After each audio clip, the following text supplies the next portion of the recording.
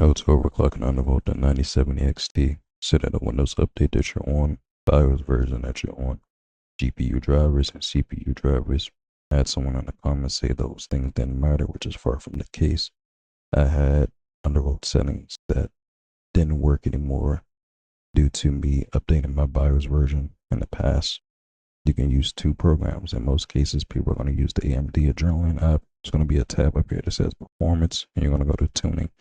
Fortunately, I don't have that anymore because I'm running a deep-loaded version of this app to promote stability with my overclock and undervolt settings.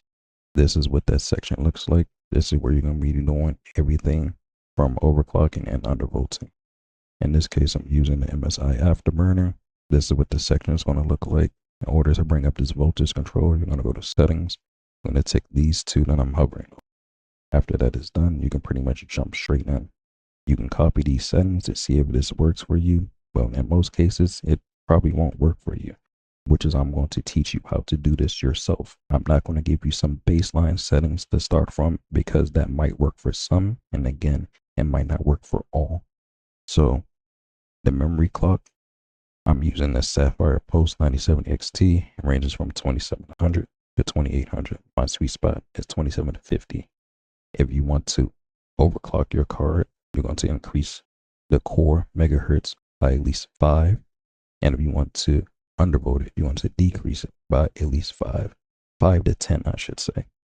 And if you want to decrease the voltage that is going to your card, you're obviously going to decrease this by 5 to 10, as well as the power limit. If you want to undervolt it, 5 to 10. If you want to overclock it, 5 to 10. You can run benchmarks, but I don't really recommend that.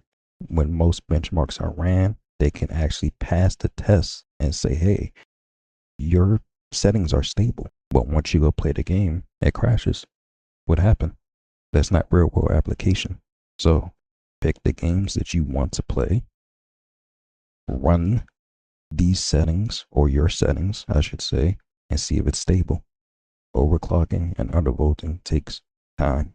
It's not just as simple as you plugging in some numbers and it's going to work. It might work, but most times it will not work.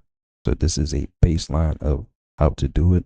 I know this is probably not really helpful, and most people want to see a guide, and that's not going to happen. You're going to have to play with it on your own. Your rig is different than everybody else's. Again, this is not what people want to hear. I'm sorry, but I'm going to give you the truth. So this is the simplest way that you can do it. Like, comment, subscribe.